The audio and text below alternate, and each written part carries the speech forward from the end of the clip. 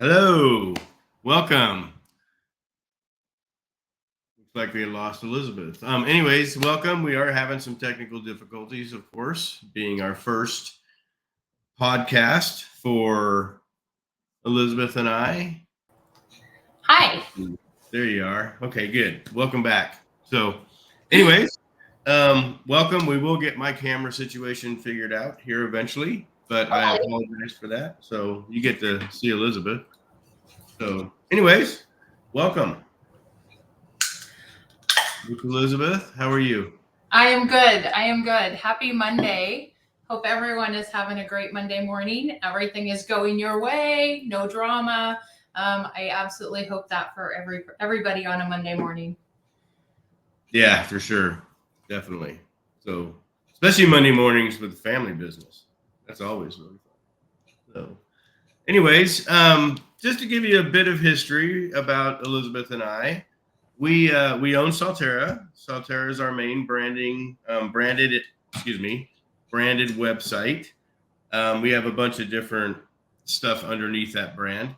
Anyways, about 14 years old, and I started it basically out of necessity.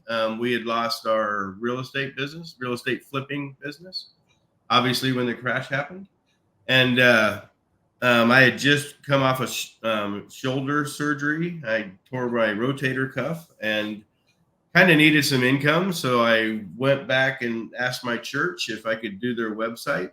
I was an old software developer. I've been doing it since 1990. So I was an old Dreamweaver, HTML, CSS guy. So still love that. Just don't do it very often. Anyway, so I built the church a website and got a couple more websites through the church and other people there. And found out pretty quick I needed to go to WordPress in order to compete because I was taking, 6 weeks, 8 weeks to do a coded website, and they were running, about $5,000. So okay, the competition. To be honest, you hesitated to go to WordPress. For a year. Yeah. I actually had a developer that was doing stuff in WordPress. I just refused to learn it. But anyway, so yeah, it's and then once I started learning WordPress, I found out real quick I wasn't very good at design. So I was trying to do logos. I was trying to do everything, and that's when I asked Elizabeth to come on board to help.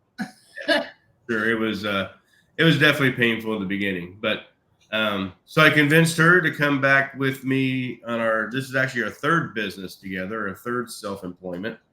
So yeah, she came back, and I don't know, when did we bring on Skylar? Was our first. We brought Skylar on 8 years ago. Yeah, something like that. So, anyways, yeah. So a little bit about how we got started. Definitely, we weren't doing SEO at all. It was all strictly web design and web development. We were doing some custom portals for pharmacies. We were HIPAA certified to be able to do some small pharmacy type websites for small rural communities. That was always a lot of fun. And then it just kind of grew from there. So it's definitely been it grew. There was a learning curve.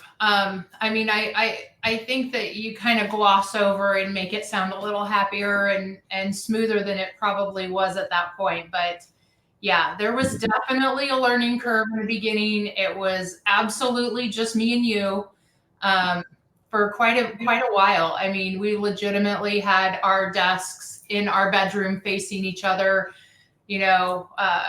At one point we had an office with our desks facing each other. So you and I worked very closely together all day, every day. Marriage, kids, business. It was a lot in the beginning. I mean, I'm not saying it was bad by any means. Like, we work really well together. We have to in order to stay married this long and work together. Like, I know we're kind of a unicorn, but yeah, in the beginning, it was a lot. It was a lot of learning curves, a lot of, what about this software? What about that software? What does this do? How do I do this? Where do I find how do I do this kind of thing? So. Yeah, because there wasn't, Facebook back then, obviously. There was some stuff on YouTube. Especially when we started getting into the WordPress stuff and choosing a theme. I think that was probably the most painful thing that I think we went through. We probably went through 10 different themes before we settled on Avada. But yeah, we still have some websites out there that are just like, built with, just some horrendous. Of course, we started with free themes. We had to do the free thing for a little while. And of course, that ended up biting us in the butt. So, well, then you don't know what you don't know. So you try things and, oh, here, let me edit the source code, and not realizing the very next update, all your shit's wiped out. So we did try a lot of new themes in the beginning because of the fact that we thought we needed to have a greater understanding and knowledge base of all of the other stuff that was out there. But I quickly found that the other themes did not do what I needed it to do from a visual graphic standpoint. And every time I would try to do a new theme, of course, you have the steep learning curve. Like, how do I find this? Where do I find this? The frustration. And I think at one point I went to you and I'm like, I can build this in a fraction of the time in Avada and not have to struggle. And so that's why we kind of settled on the one theme, because granted, I know everyone's going to give me shit for it and everybody loves all of their super screaming fast ones, but the capabilities of Avada are, I would say, unsurpassed, because I could literally take and mimic anything graphically. Then, you guys like hard coding, and I know there's different debates on, okay, is that really a good representation of a website? And you learn as you go, but at the very least, if I'm the only one building and I can do it faster myself, then why not, right? I don't know. Y'all are that's about it. And that's definitely the thing. I mean, and we've not only selected the theme we use, but we also have the same plugins, and kind of talk about the advantages on the build side when your team knows that everything's going to be the same, at least from the base point. Well, we do run into that now. If you take on a client of a site that my team hasn't built, then your team is looking at it like, okay, it's going to take me a little bit longer because I don't know where this is and I don't know where that is. And, whereas with ours, just because my team will build the way you like it, that makes your job easier. Like, that's the point, right?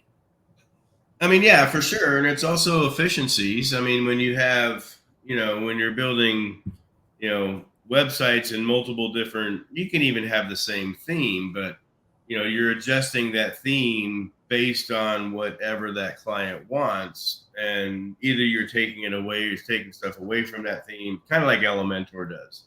Yeah. But I think the biggest thing is, as far as an efficiency thing, is we know that this is the theme, these are the standard plugins.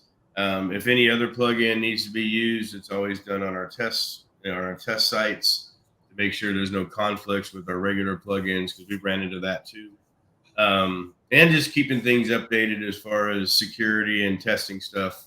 That's one thing I love about you and your team, is that you guys are constantly updating that stuff. So what we used to do for backup and security a couple of years ago, you guys have updated that because you're constantly finding new stuff, better stuff, more secure ways of doing things. And well, we have to. I mean, I reach out to the people that I know that are the best in the industry as far as security, because like I have that responsibility to my clients, like I can't have a crappy website. I can't have it getting hacked.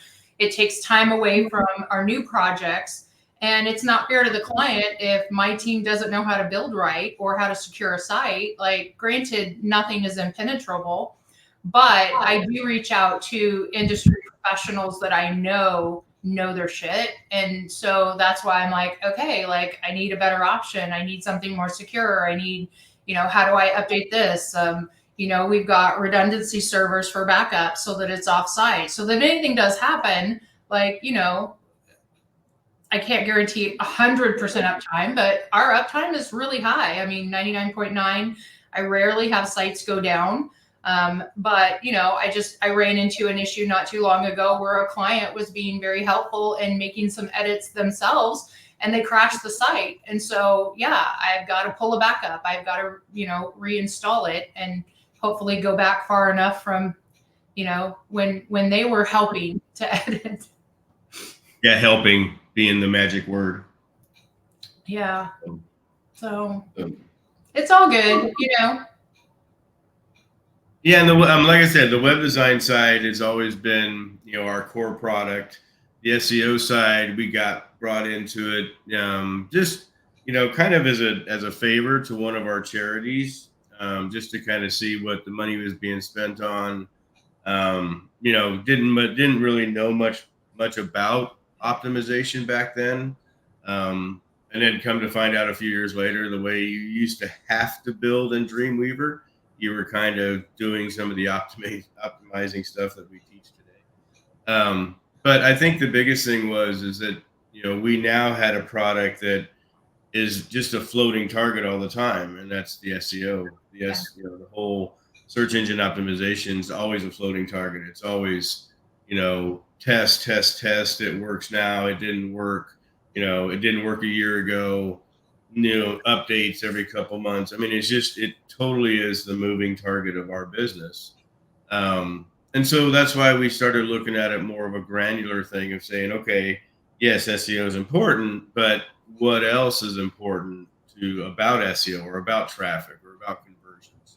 And I think that's where you and I started reaching back going, okay, so we're definitely going to kind of have two divisions here. We're going to have the web design branding, helping a business right out of the box, so to speak, side, which is your side. And then we're going to have, it went from SEO to marketing in general. I mean, we figured out a long time ago that you couldn't just do SEO. You had to get into pay-per-click. You had to get into, funnel marketing and email marketing and all the stuff that just brings in different leads from different directions. And then, just start building a team around that side. So I think next week, you and I talked about this morning, we're going to next Monday, we're going to introduce everybody to Team Samuels, which will bring Team Salterra. Team Samuels, Team Salterra. Team Salterra. And kind of get their take on the family side of the business. And it's, I look at the family business differently than obviously Elisabeth does. I'm more of the authority type person all the time, whether it's father or business. And I don't lean one direction or another, but during the working hours, it's definitely one hat fits all. And, they definitely will go to Elisabeth or mom way more often than they come to me with their drama. But what do you think the dynamics are of what makes this work with our family? That's a great question. And I'm not prepared, so I need a second here. What makes it work? Okay. I think first and foremost, you and I are a team. And you and I, no matter how crazy it gets or how stressful it gets or what is popping up in our personal life or our business life, we look at this business as our partnership. And, we've had other partnerships in the past with other businesses, and I don't think people take them as seriously as it should be taken, because a business partnership even is still kind of a marriage. Like, you're trying to find the common middle ground that the two of you are, against everything else, right? Like, if there's a problem or an issue, it's not the problem or the issue. It's us against the problem. And I think that, even when it gets crazy, it gets stressful. And, we've had our little blowouts. I'm not going to say that it's perfect and everything is peaches and roses over at Team Salterra. I can tell you it's not. But when we do have those craziness and those issues, we look at how can we tackle this together? How can we solve the problem? Not me blaming you, you blaming me. It's the kid's fault. It's none of that. It's like, okay, well, this is the problem. This is the issue. What kind of a solution can we have for that? And I think that foundational approach definitely helps. I'm not going to say it's perfect, but It gives us a clear direction that it's, us against the issue and us as a team. What do you think? Yeah, I totally agree. I mean, and COVID definitely brought that out. COVID was a test, I mean, for everybody, obviously. But a couple things happened in COVID for our company is obviously on the marketing side, we lost, a tremendous amount of clients, like virtually overnight. And the kind of the personal thing from me, and I know Elizabeth's the same way, is, we're responsible for 3 households that we're related to. So, and that was a step back. I mean, so we had to bring the kids in, start talking about strategy. Elizabeth and I, twice a year minimum, we take a hotel weekend, we get away, and it's nothing but a business weekend. We look at our goals, we look at our monthly expenditures, we look and see what we're paying, what we bought that we're not using anymore. And we started including the kids in that. So, and it was one of those things that, all right, we're kind of needed to hit the reset button on the marketing side. Fortunately, Elizabeth's web design side took off like a rocket. So we did have, some cushion there. But I think that's when I realized most, the dynamic of having a family business, because we could, bring in people that weren't involved with it day by day by day, even though, they're related and all this other stuff. But Well, and I think because it's our kids, they see how much we work. They see how hard we work. They see the ups and the downs, and they see our commitment to it. I mean, I'm hoping so, right? Like, that there's a sense of loyalty and trust that we have with them, and hopefully that they have with us, that you don't always get that same loyalty and trust with outside employees. And I'm not saying it's not possible. It's just a different balance. Whereas, we've always represented that our family is a team. Even, when the kids were little and it didn't have anything to do with business, different things, different circumstances happened. And, we back each other. We are all invested in each other. And like, I know it's crazy. We're kind of a little more invested in each other's lives than a lot of families are. But that's what makes us work, and that's what's important to us. We put a lot of energy, effort, love into our family. mm-hmm. And I hope that they appreciate that. I hope that they recognize that. Now that the kids are older, I think that they see it. They see other families as different. Ours is weird in our own way, but we're involved. Yeah, and they still come over every Sunday for dinner. So that's all. Well, because I provide free food. And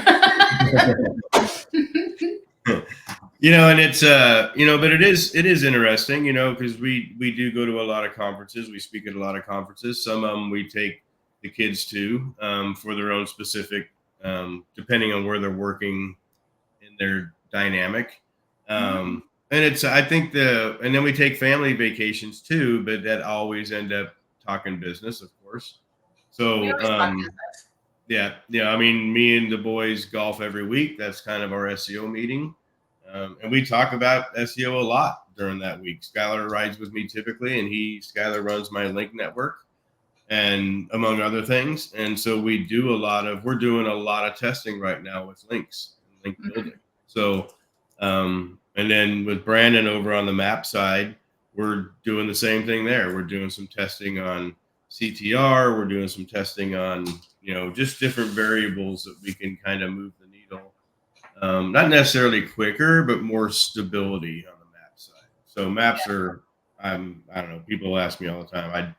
I don't like maps, mainly just because it is the biggest moving target of everything, because you can lose your map and not because you didn't do anything. So, but I do think that the dynamic between the family thing is just, at least for me, it just brings it all back home again. And it's just, it's one of the things I would obviously never change. And two, it makes it a lot easier to bounce stuff off of. We're doing a lot of, I'm going to call a lot of big changes, but we have a lot of things, a lot of moving parts right now in Salterra. And it's nice to bounce some stuff off, your family and the kids and people that know what you do. people's families don't even really know what they do. They don't know what SEO is. They don't, it's a foreign object to them. So their family barbecues are kind of lonely, where ours aren't. Well, you and I have had such a unique relationship the whole time we've been together, because I think the only time we worked apart was within the first like 4 months that we were together, where we had separate jobs, separate, things. And, you come home from work and it's like, oh, how was your day? It's like, you couldn't really get into a deep conversation because you didn't understand all the ins and outs of mortgages. I didn't understand all the ins and outs of your IT support. And so it was like very surface level. Whereas, with this business and other businesses that we've had, it's like our conversations are a lot deeper because we look at more long-term goals. We look at, okay, well, yeah, we're looking at the business this way, but let's dig down deep into those layers underneath. And like, we can bounce each other ideas off of each other and, get another perspective. But again, we do have some pretty deep conversations. Yeah, 100%. But like I said, it's, we have our Monday morning meetings every Monday. Those are, just to get everybody on the same page, on the same thing. That we do use teamwork as our, kind of our project management system. Mm-hmm. So that kind of helps out a lot too. So yeah, I mean, like I said, we still have to treat this thing as a normal business with normal employees doing normal things. But realize also that, if I need to ask Skylar or Brandon something that's typically not part of what they would be involved in, just to get their opinion, it's pretty cool to have that opportunity. So, right. Yeah, that's what I like about it. So, okay, so I know we had a couple questions come in. Let's get to those before we kind of devalue our time here, or not devalue, but lose time. I apologize for my camera, everybody. I don't like sitting here looking at a white circle. I'll get that figured out. If anybody has any ideas if anybody has any idea how to get my camera connected to StreamYard, let me know. Because it works everywhere else, just not with StreamYard. Oh, you just probably have to shut it off and turn it back on again. And you didn't find out until the last minute, so it's all good. What does support say? Did you restart your computer? Yeah, right. Turn it off, turn it on again. As soon as we get off of the webinar, I'm sure it's going to work perfectly, so don't stress. Yeah, just wait always is. All right, cool. What kind of questions did people submit? So most of the questions that I have, I'm going to be perfectly honest, it's all schema. Well, that kind of goes in conjunction with the announcement today, but go ahead. So ask away. It does. And if you guys have questions out there, put your questions in, either about just basically whatever. If we can answer it, we'll answer it. If we can't, we won't. So that's pretty much the bottom line. So, okay. And like our stuff, like us, follow us, do all that kind of gibberish. Get involved. We'll be showing up here quite a bit, and so every if there's a certain topic or something y'all are interested in, I'm open. Okay, so here's a question about a tool. Do you use tools like Page Optimizer Pro? And if you do you add schema before or after you tune a page? Good question. We don't use tools that often, mainly just because we've really gotten really good at on page. I've used Pop for years, and so Pop helped me get better at on page. And so we only use we use Cora a lot, I think the most now, and it's only for pages that are being stubborn. And one of the reasons that we don't use tools a lot is because they're not real good at reading our schema. They read some schema, but they're not real good at reading, the type of schema that we do. So typically we'll tune a page before our schema, but we'll also, in consideration, if it's saying add 1,000 words, we add those 1,000 words to schema. We don't necessarily add them to the page, especially if the page already has a couple thousand. So there's ways you can add stuff through, but it's still not going to change your Pop score or your Cora score, because typically they're not picking up those 1,000 words that you put in schema. So, yeah, I think if you get really good, and which is one of my advices I tell people, especially around SEO, get really, really good at something and use whatever tools, whatever training, whatever mechanisms you need to become the master at that part. And then just, like I said, you become better and better and better. So I do support tools. I think tools are great. I think Pop's great. Kyle's one of my dear friends. I haven't done too much with Surfer. I was doing some Surfer back before they started adding a whole bunch of stuff. So, but obviously anything that Matt and Michael are involved in is going to be fine. And then of course Ted and Cora. I've been a huge Cora fan from way back in the beginning when I was paying Clint Butler to read the reports for me. So, so yeah, that's kind of my take on tools.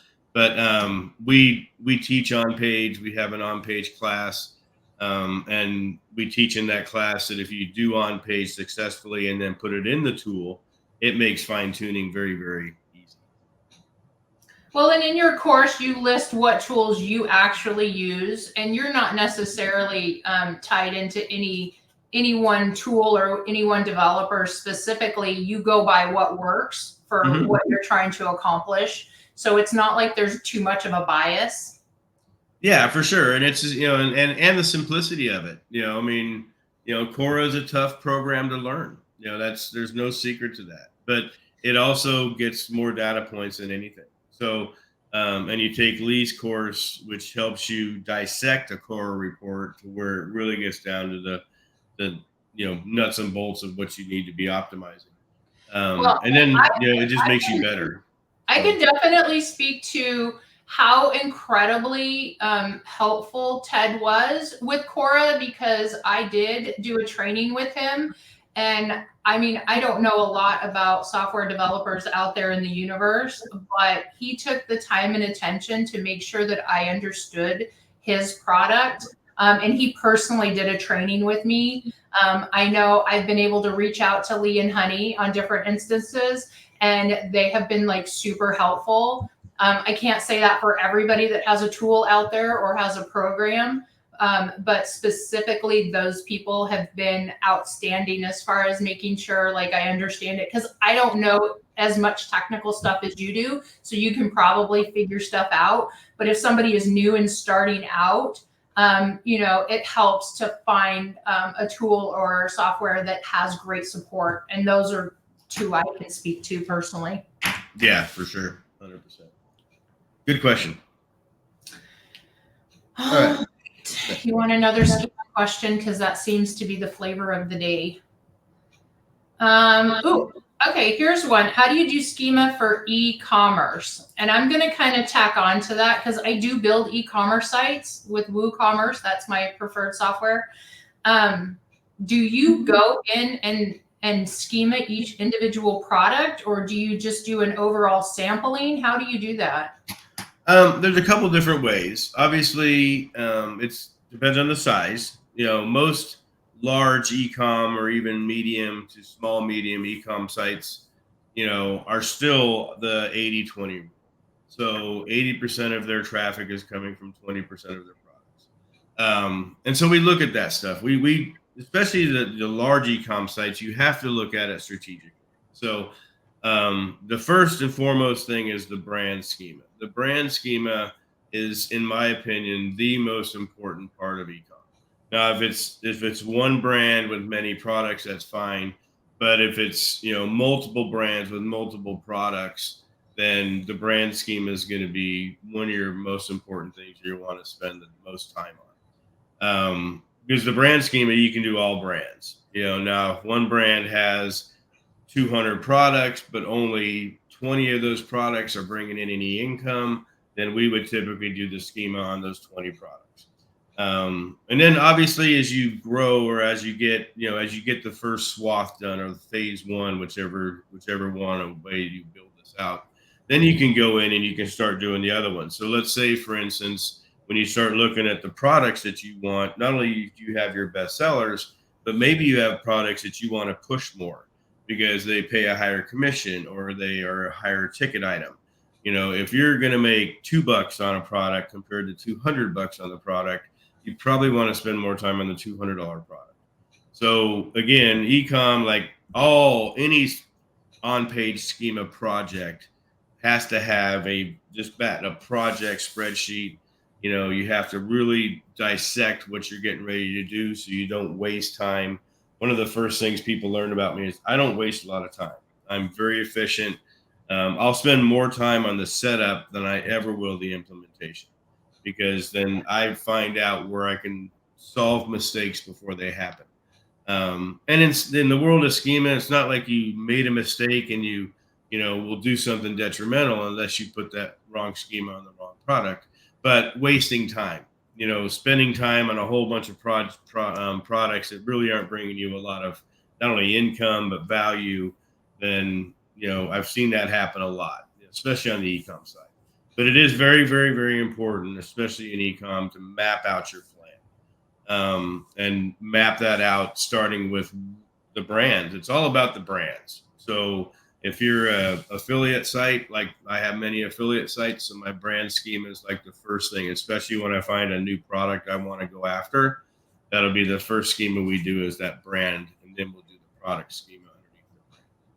So. Right. And, I've heard you mention this several times, and I just kind of want to reiterate the fact a lot of people look at schema as like the golden ticket. If I just put schema on my site, then everything's going to be, perfect, beautiful, angels will sing, that kind of thing. And reiterate, please, like how important it is to have your foundational stuff on your site done first. Yeah, that's the biggest thing that you have to look at. Schema is one of those things. It's like with link building, it's the same way. So if you buy a really good link, if you go after and you get a really good guest post approval, or you use something you went out and you really spent time, money, and effort on to point to your website, that can have a detrimental effect if your website isn't technically ready for it. And technically ready for it means that you've checked off all the boxes that you would do for a typical on-page project. So if you're sending a powerful link to an inside page and you have no other links built in your entire website, that's kind of a question mark. Okay, so or you take this powerful link and you send it to a page that has technically unsound variables, a bad title, a bad description, 17 H1s, just all the stuff, 250, 300 words on that page. You can actually see a drop when that link hits or whatever, or when that schema hits, because now all you've done is just shown a flashlight on your shitty website or your shitty web page. So you have to be very careful when you start paying for links, when you start adding advanced schema, when you start doing the secondary stuff, which that's all it is, secondary. You have to make sure that the primary is set. You have to make sure that your page that you're getting ready to optimize is optimized properly and is even better optimized than every single competitor. And now you add schema. Now you add a good backlink. Now you start to see results coming from what the time, energy, money, and effort you put into this, because you've got all the boxes checked. So many times I do a lot of schema for white label, and I turn away probably at least 60% of them because their website's not ready. And I've run into it too many times. We basically build a second website in schema. And so by doing that, we're going to shine a flashlight on problems. And so if your problems aren't technically fixed, you can have a negative effect from a good backlink or advanced schema or a killer press release plan. All this other stuff that we teach off page, can, again, shine that flashlight on that one problem that you have, or multiple problems. It's usually multiple. I got one right now I'm doing an audit on.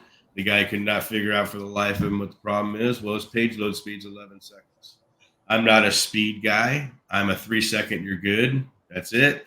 But when you start looking at 11 seconds, 17 seconds, 19 seconds, you got a problem, and you've got to fix that problem before you go out and say, hey, I want all this stuff to come to me. Otherwise it's just going to have a negative effect. Okay, so that's a great segue because I have recently run into something where we did a rebuild and we were given very specific instructions that it needed to match something. So we did that. So that included extra CSS. It included some extra JavaScript. So for the functionality, we dropped it down to 5 seconds. But what other suggestions do you have to speed up a site? If I looked at from my side, I've optimized the theme to shut off anything that I don't need. I don't have, crazy sliders and shit like that. And, I've pared it down as much as I can. What are some suggestions that you have for speed? I mean, the biggest thing that I found with speed, which is a lot of things, is typically images and video. So, images, most people don't resize and optimize images as they build. I know you guys do, but I know the specific site too. So I know some of those images are big. So when you have a 5 megabyte image on your front page as your hero image, your site's going to be slow. That's No, bottom but like line. we did go So, through and re-optimize images. We did smush them. We did turn off any extra, minify any JavaScript, minify any CSS. So did all of the things, probably a little bit more than most basic web designers will do. So is it at that point like, we need to dig deeper, do a more in-depth evaluation? Or what are some of your suggestions? I mean, like I said, it could be a couple different things. So, number of images. You and I have both seen sites that have 10,000 images, Yeah, and they have 12 of each. Well, most people don't realize when you load one image into a WordPress site, it makes 12. So if you yeah, have 12 images, you just made 144 images. So correct. so all those type of things is a challenge. And then you got to see what you're using to check your speed with. Core Web Vitals from Google is not a great tool to check speed with. GT Metrics or some other ones. I'm sure Cato knows a good one. Clint uses a good one. Those are the ones that you want to find out what's your first load to paint. It could be a hosting issue. A lot of stuff that we Great see on the question. speed side is hosting. And so if you've got a crappy host, you're going to have crappy speed. So Well, it could be, it can be a couple different variables. and it's not necessarily a crappy host. It could be a particular site maybe needs a CDN and maybe it needs its own individual server, So Especially yeah, on the e-com side. Yeah, if you're yeah, e-com and you should probably look at your own VPS or something instead of being on a shared box. right. And earlier rather than later, it's harder to move a larger functioning website than it is a smaller getting started website. Right. So we did have another question. Brian Cotto wants to know what are some of your favorite plugins when building sites? That would probably be me since I build them. I absolutely love. I do WP Rocket. I do a lot of the basic ones. I hide the login. I think that's kind of important, especially with security. There's a couple new security plugins. I know you have recommended WP Immunity. I'm like seriously looking at that one right now to integrate across the board with all of my sites because I definitely want to make sure that, security is nailed down. We have developers licensed with Gravity Forms. I really like Gravity Forms. I think that it has a lot of flexibility. I love the fact that they're, kept in the back end. They don't get deleted unless they're manually deleted. I think that's important, especially for contact forms. People email has been really crazy recently, and you have to have, like all of this security. You have to have your DKIM, your DMARC, and all of these things. And so sometimes forms don't get through. And for a business that is relying on clients, I think it's important to make sure that you don't lose those forms in the back end. So having that database in the back end, I think is super important. I'm definitely open to suggestions from other people as to, certain plugins. We're a big fan of Header Footer Code Manager. We use it on the web development side because I've got Marker to have my clients do their edits as far as when we build a site. So, things like that I think are important. But again, my core theme has most everything itself. I try not to do a lot of extra plugins because I don't want the bloat and I also don't want any conflicts.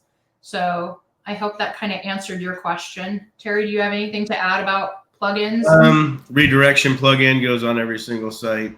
Yes. And then we use SEO Press Pro. We turn all the schema off of any plugin. Those are probably two of my favorites. And then, Gravity Forms is, one of those things that's we do like it, and it does help the client to know that we're saving every single form. Yeah. Because emails and forms and stuff, if your clients aren't testing them monthly, they need to be. Yeah, absolutely. I mean, test your forms as a client, as a consumer. Make sure that they're working. Make sure you're getting them. 100%. It doesn't bother me, and it doesn't hurt if I see a test go through. Like, I support it. Yep, definitely. Especially if it's connected to something third party. If it's going through Zapier or going through Make or connecting to Infusionsoft or whatever, or Keep now, I guess. But yeah, so those connections break all the freaking time, and it's usually because they did some sort of update and it broke whatever connection was there. Yeah. Always. Okay, cool. Another question? Another question. Is there a too deep when it comes to schema? Can you overdo it? I think I'm gonna say yes and no. No, as far as what the search engines can do. Okay, so but yes, as far as getting into the realm of time wasting. Okay, so especially when you start getting into, we've been teaching entities in schema for years. I think going on 5 years now. And now it's a great thing. Everybody's talking about it and writing content around it and all that stuff. Awesome. But entities is that one area that you can go too deep into as far as time wasting. So if you're looking at an entity for web design, for instance, you can find entities around PayPal, Visa, MasterCard, whatever payment processor systems you can use to pay for web design. And yeah, sure, it's an entity. I'm not going to argue with that. It would probably go in a abouts or mention area of a schema, but do I really want to waste time putting that in there? I don't think I'm going to get a client because I have PayPal or Visa in my schema. So Simon Cornelius talks a lot about this. Simon and I and Clint and a bunch of us have always done a lot of schema together. But I think you can definitely, I'm not going to say go overboard as far as you're going to have a negative effect, but I'm going to say go overboard as far as efficiency and time wasting and, move on to the next thing. So you could spend hours and just find all kinds of crap. You can keep going. I used to teach people to go into the first 5 pages when doing research. And now we're down to even 3 and 4, maybe 5, but we've gone all the way as far as 10. And it really gets to be a time waster, So that's the biggest thing as far as too deep. I have websites that I have my schema only website. I've got 4,500 words of content in that schema.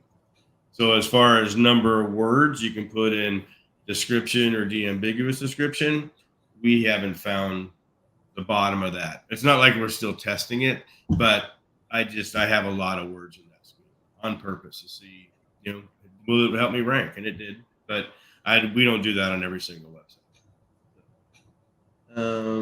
Let's see. Brian Cato, do you do a lot of conditional formatting? Oh yeah, definitely. So I'll even answer this one. We do a lot of, like everybody, CAPTCHA. We've been fighting CAPTCHA for years. All of us have. Well, I don't even remember where I saw this. It was a year before COVID. So my life is pre-COVID, after COVID. But we saw a guy ask a question at the bottom of a gravity form. So that's what we started doing. A panda is black and question mark. And if you put the word white in, it pops up the submit button. It's one of the coolest anti-spam measures that we have found. And we just got a new health insurance company, and he was getting 200 spams a day. And we did this to him. The second day we got him, his spams are now like 15. So it's really a good thing. So I'm a huge believer in conditional logic. We've built some super elaborate forms. We've built some customization forms, some forms you can build something through answering questions, all through conditional format. Well, you had that project for the oil and gas industry to build a configurator, and it used a ton of conditional logic. So yeah, and I can follow along with that. And I've done, stuff with there. When you're talking about multi-step forms or all-in-one, I find I do more all-in-one because every time I've done a multi-step form, like somebody gets frustrated, they bail because they're like, okay, well, like how much more information do you need? Our onboarding is through Gravity Forms. I love it. I'm looking at switching, but I do have a hard time because I love Gravity Forms. So I would say most of the time, all in one form, multi-step forms, I get some kickback from the end user. So that's why I don't do it as much. I think it's fun, but we actually at one time we actually had a website that we sold completed Gravity forms. Yeah. Because we've done forms for dentists and all medical form that you would sign in the medical office or in Gravity. So we've got some pretty elaborate forms. So yeah. Stuff you couldn't have definitely done with contact forms. So. Good question, Mr. Pete. All right. Anything else? We got probably time for one more question. Maybe. Oh, well. Okay, so here's a question about schema fields. Apparently, schema is the topic of the day. What fields do you feel are not necessary, or should they fill out every possible field? Or do you have like a case study that could potentially go back and forth? Like, I mean, I know there's a lot of @ fields for schema. I don't know what they all are. I think the biggest thing is, this kind of ties into our announcement today, but I think the biggest thing with schema and looking at doing stuff as far as, schema is a per page thing. With that being said, there's some schemas that I think are a complete freaking waste of time. That would be your WP header, your WP sidebar, your WP footer, your WP navigation. Most of the stuff that rank math's the biggest one that does this. And they do that for a couple different reasons. So at least on the testing side, we know the navigation, the main navigation, and the links within that to those pages really don't hold that much water with Google as a factor of any sort. It will help you get a new page noticed, whatever. There's some tricks you can get in there as far as indexing and stuff. But I think the reason why they want a WP header or WP navigation or WP sidebar or whatever is because they're trying to get more of that link stuff in there to Google. And I've always said you can do that with regular schema or regular advanced schema. You can put all that stuff in there. So you don't need the extra, navigation and footer and header and all that stuff, in my opinion. And then it depends on when you get into different page schemas. So you can get, you really don't want to have any schema at all on your privacy pages, your terms of service pages, your thank you pages, your password protected areas. One of the reasons we use header footer code managers because we can dictate not only where we want that schema, but where we don't want that schema. So, but as far as the fields and the different things you can do with that, I teach that, and it's all through testing. We've tested almost everything, and we're still testing. We talked about a new test this morning. So we're still testing about which different fields, because according to schema.org, there's a whole myriad of stuff you can put in schema. And that's our Bible on the schema side. So I've lived in schema.org. That's how I started doing schema almost 6 years ago now. I lived in there. I learned not only what we could add, but what we could add to the ad. Can you add a URL field for a text field, stuff like that? So But anyways, that kind of goes to our big announcement today. So let me see. Elizabeth has talked me into something. It was not hard. Well, whatever. So share. Can you see that? Yep, that's true. So I'm actually going to do a schema course. I've been fighting this for years, and the reason why I fight courses is because I like to teach. I like to teach people live. I like to teach people with questions as they come up. I like doing interviews and stuff like that about all the different things that we can talk about when it comes to on page and schema and SEO type stuff. Um,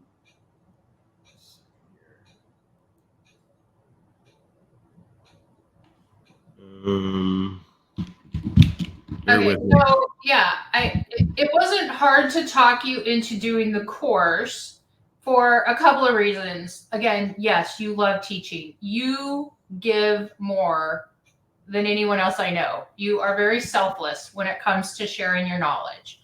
And I just thought that it would be important for people to have a course where they didn't have to be a certain place at a certain time and be in front of the computer and do on the Zoom. They could do it at their own pace.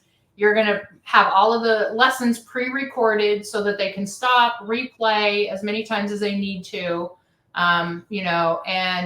If life or business happens, they can take a break for, a couple of days, get back to it, that kind of thing.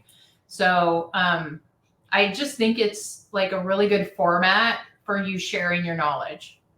Well, and I think it's going to be different than other ones, obviously. So there's, like I said, I've been teaching schema and on page for years. I actually have at the same SEO university, I have an on page class that's starting here in a couple weeks. But the schema portion of it, the reason why that I agreed and wanted to do this now and I'm excited about doing this is because I think my main reason I like teaching people is to think about a different way of doing things. So, there's all kinds of conversations about there to schema work. Is it a ranking factor? All this stuff. Well, not only, yes, it works.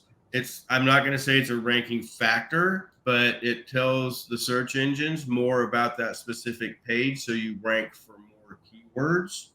So I'm not going to say that it's going to take your Dallas plumber from 5 to 1 because you have Dallas plumber on that page, but you're probably going to get a hell of a lot of keywords around Dallas plumber once you add the schema in properly. Another thing, the only reason I kind of agreed to this is because we're going to have a private Facebook group. And this will be not a Facebook group that goes away in any time soon or whatever. This is a private Facebook group to me. So, and to everybody else. One thing about schema, one reason I love talking about schema with Brian and Clint and, Jesper and some of these people out there that are starting to do this schema like I do is what else is out there that we can do with this? Can we inject it into certain items and things and utilize it to where other people aren't using it? The cool thing about the way I teach schema and the schema that I teach is that 99% of the people don't do it. So one of the things that all of us teach people, especially through presentations or conferences or whatever, is you've got to be different. You can't keep doing the same exact thing as everybody else and wonder why you're not moving your clients' numbers. Schema does this. Schema will do this stuff once you implement it the way that I teach, and then obviously make sure that you're on page. We're not going to cover a lot of on page in this course, but I can tell you right now that you will learn the thought process of what makes schema work. And it's the thought process that makes you better or different than your competitors. This is also going to be good for a small business owner that wants to add it to their own site, or maybe they have their son, daughter, brother, sister, whatever that does their website for them. So this is not going to be so technical that you're not going to be able to do this. And the video lessons are going to be very specific. You're going to be able to kind of mosey around if you just want to focus and learn about local business schema, then you can just go to that module. So this thing's going to be set up pretty freaking awesome.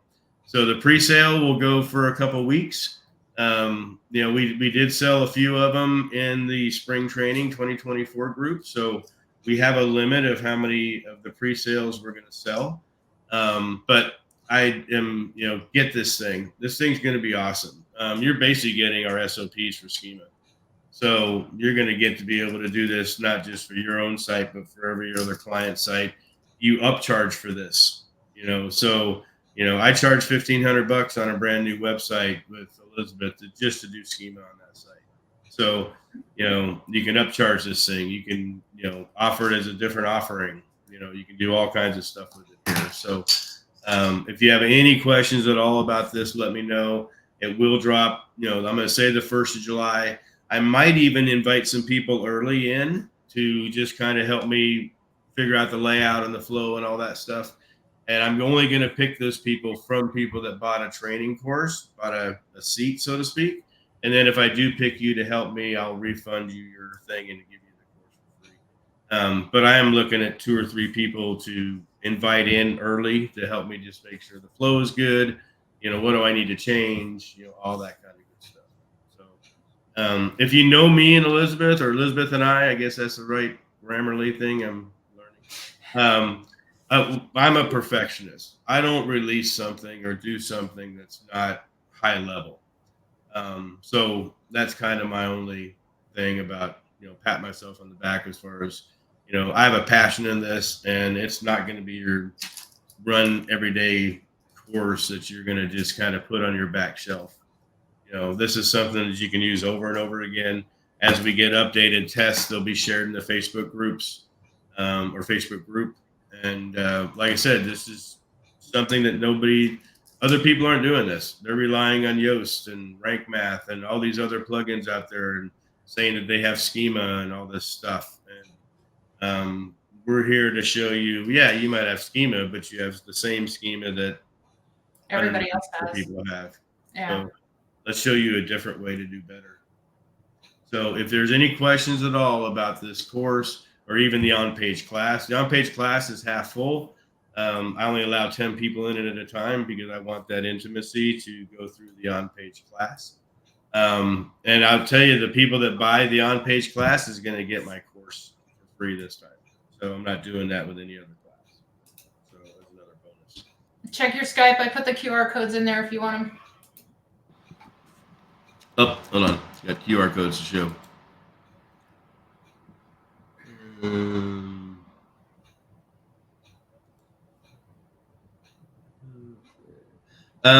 Tech 100 is a coupon code for this course that Elisabeth just did for you guys. It'll give you an extra $100 off. And that will be good. Let's see, there's a QR code. Click the link. Can you guys see that QR code? No, we still see the schema course, the SEO University. Okay. So sorry. the URL is seouniversity.net. Yeah, hold on here. Is that? Oh, there we go. Okay. You got it? There we go. So there you go. You can, find out more about SEO University. I just had a popped up question. I just looked over on Facebook real quick. SEO University is not just for me. So I want other people to share their courses and classes through SEO University. So if you're interested in doing that, talk to us. This was originally designed years ago to just be a place that small businesses could go to learn SEO, but it's now kind of dwarfed into something a little bit bigger. So so SEO University is not just mine, Elisabeth. So it's open to other course creators, class teachers, stuff like that. If you want to do something, reach out. It's pretty cool. So. Yeah, Brian, you need to get together a security course, how to secure your stuff. I know you know all the ins and outs of that. That would be nice. And that would be very valuable for people to learn too. Exactly. I agree. So anyways, I think we're up on our hour. So again, I apologize for my technical issues with my camera. I'm going to try to get that figured out.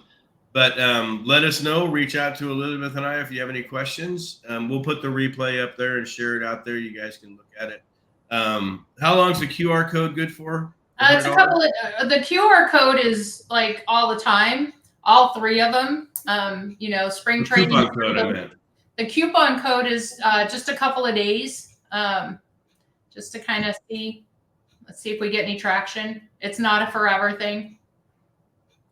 Okay, cool. So. Good deal. Well, thank you, everybody. We will be back every single Monday at 10 a.m. Pacific time. Next week, join us. You're going to get to meet Team Samuels, Team Salterra, whichever way we're calling them this week. And then we're going to have some people come on with us as we go through this thing. This is going to be a weekly thing. We're super excited. We've been wanting to do this for a while. But if you have questions, if you want to see a topic, if you want to see a guest, reach out and we'll see if we can accommodate. So yeah, send me questions that are not necessarily schema. Yeah, exactly. So. Anyways, thank you all so much for joining us, and I appreciate your time today. Like, follow, share, all the things. All the things. Awesome. Bye.